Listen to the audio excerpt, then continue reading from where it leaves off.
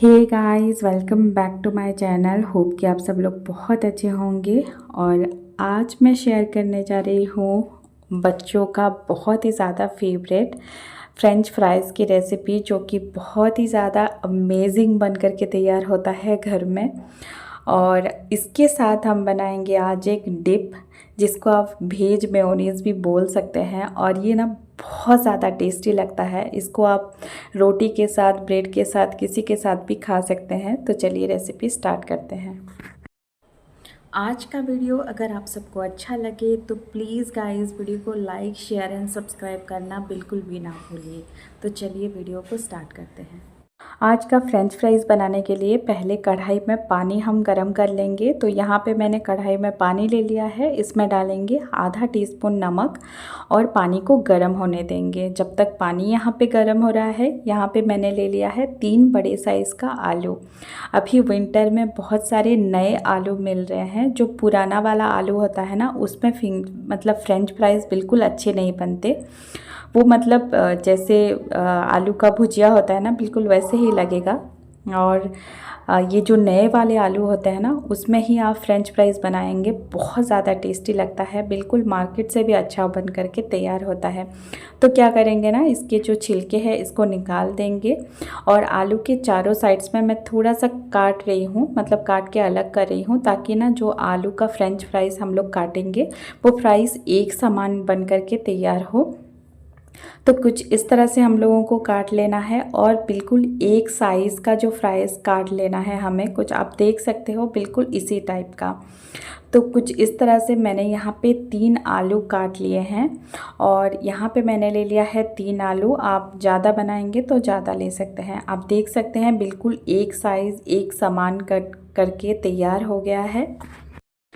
यहाँ पे जो सारे आलू मैंने रेडी कर लिया है काट के। और अभी क्या करेंगे, इनको बॉईल करेंगे। तो पानी यहाँ पे हमारा बिल्कुल गर्म हो चुका है। और आलू का साइज़ आप देख सकते हो, बिल्कुल पतले पतले, बहुत ज़्यादा पतले, बहुत ज़्यादा मोटे नहीं करना है, बिल्कुल मीडियम साइज़ का काटना है। अभी क्या करेंगे, यहाँ पे पानी गर्म हो गया है, इसमें डालेंगे आधा नींबू हम लोग काट के उसका रस डाल देंगे। नींबू का रस डालने से ना जो आलू है उसका जो कलर है वो चेंज नहीं होगा। नहीं तो आलू जनरली ना काले पड़ जाते हैं, वो काले नहीं पड़ेंगे। तो यहाँ पे आलू को हम लोग डाल देंगे और इसको ना आप टाइम देख लीजिएगा, कम से कम 3 से 4 मिनट तक मीडियम फ्लेम में इसको उबालना है। इसको बहुत ज़्यादा मतलब बॉईल नहीं करना है, बस 3 से 4 मिनट ही इसको उबालना है। और फिर क्या करेंगे, इसको हम निकाल देंगे। तो आप घड़ी देख लीजिएगा, 3 से 4 मिनट के बाद हम लोग इसको निकाल लेंगे।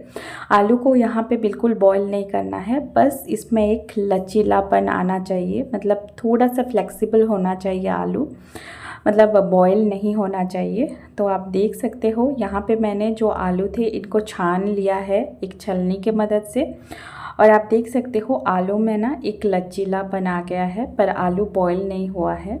तो अभी क्या करेंगे, हमारा जो आलू है वो बिल्कुल रेडी है। अभी मैं ले रही हूँ एक बड़ा सा परात और इसमें रखेंगे एक क्लीन कपड़ा। और इसके ऊपर हम लोग जो आलू हमने बॉईल किया था ना थोड़ा सा, उसको डाल देंगे। और इसको ना अच्छे से हमें पोंछ लेना है, ताकि इसमें जो भी थोड़ा बहुत मॉइस्चर होगा वो चला जाए। और अभी यहाँ पे आलू बहुत ज़्यादा गर्म है। और अभी मैं क्या करूँगी, इस परात में कपड़े के ऊपर आलू को चारों ओर फैला देंगे। और इसको ना हमें फैन के नीचे, पंखा के नीचे कम से कम 15 मिनट तक सुखाना है। और 15 मिनट के बाद ये बिल्कुल सूख जाएगा। तब तक हम लोग क्या करेंगे, एक डिप रेडी कर लेते हैं। तो डिप के लिए यहाँ पे मैंने कम से कम 5 से 6 काजू ले लिया है। और यहाँ पे 4 से 5 आलमंड्स मैंने ले लिया है। और इनको 15 से 20 मिनट तक मैंने भिगो के रख दिया था थोड़ा सा गर्म पानी में। और अभी क्या करेंगे, आलमंड्स का जो भी ऊपर का छिलका है ना, इसको निकाल लेंगे और इन सभी को एक ब्लेंडिंग जार में डाल देंगे। और इसमें मैं डाल रही हूँ 2 बड़े चम्मच दही, जो थिक वाला दही होता है ना, वो मैंने डाला है। और 1 क्यूब्स प्रोसेस चीज़ मैंने यहाँ पर डाल रही हूँ। और क्या करेंगे, इसमें डालेंगे 1/4 टीस्पून नमक। अभी इसमें बिल्कुल भी पानी नहीं डालना है और इन सभी चीज़ों को अच्छी तरह से ब्लेंड कर लेना है। और आप देख सकते हैं ये डिप बिल्कुल रेडी है, कभी आप ट्राई कीजिएगा। बहुत ही ज़्यादा सुपर टेस्टी, सुपर यम्मी लगता है ये डिप, और फ्रेंच फ्राइज़ के साथ बहुत ज़्यादा अच्छा लगता है। और इसको ना आप किसी भी मतलब ब्रेड के साथ आप खा सकते हैं, सैंडविच बना सकते हैं, तो बहुत कुछ कर सकते हैं। तो अभी हमारा डिप रेडी है, इसको रखेंगे साइड में। और इधर हमारा आलू जो है बिल्कुल सूख गया है, इसमें जो भी मॉइस्चर था ना वो चला गया है। ये पंखा में मैंने सुखा दिया था 15 मिनट तक। और अभी क्या करेंगे, इसको परात में डाल देंगे सारे आलू को। आलू में बिल्कुल मॉइस्चर नहीं है, अभी बिल्कुल सूख चुका है और बहुत ज़्यादा ड्राई हो गया है। अभी इसमें डालेंगे 2 छोटे चम्मच यानी 2 टीस्पून कॉर्नफ्लोर, और आलू को ना अच्छी तरह से मिक्स कर लेंगे। इसमें बिल्कुल पानी वानी डाल के मिक्स करना बिल्कुल भी नहीं है, इसको ऐसे ही हल्के हाथों से जस्ट आलू में कोट कर लेना है। और चलिए इसको फ्राई कर लेते हैं। फ्राई करते समय तेल आपका बहुत अच्छे से गर्म होना चाहिए। और अभी हम लोग फ्राइज़ को डाल देंगे आलू को तेल में, और इसको ना 1 से 2 मिनट तक हमें फ्राई करना है बस। क्योंकि आज जो फ्राइज़ बन रहा है ना बहुत ज़्यादा क्रिस्पी बनाएंगे इसको, बिल्कुल मार्केट टाइप। तो इसको एक बार फ्राइज़ नहीं करना है, इसको बस 1 मिनट तक फ्राई करना है। और हम इसको क्या करेंगे, हम इसको साइड में रख देंगे। तो यहाँ पे 1 से 1.5 मिनट तक मैंने आलू को फ्राई कर लिया है, बहुत ज़्यादा क्रिस्पी नहीं किया है, थोड़ा सा फ्राई किया है। आप देख सकते हो आलू का कलर। तो ना आलू को अभी इसमें यहाँ पे मैं साइड में रख रही हूँ, एक बटर पेपर के ऊपर मैंने रख दिया है। और इसको थोड़ा सा फैला के रख देंगे और इसको ना ठंडा कर लेंगे। थोड़ा सा ठंडा होने तक वेट करेंगे। जब आलू हमारा पूरी तरह से ठंडा हो जाएगा तब हम क्या करें, इसको सेकंड टाइम फ्राई करेंगे। तो अभी हमारा आलू जो है बिल्कुल ठंडा हो गया है। तो अभी जब हम फ्राई करेंगे, अभी भी तेल अच्छे से गर्म होना चाहिए, और आलू को हम इसमें डाल देंगे और अच्छे से क्रिस्प होने तक इसको फ्राई कर लेंगे।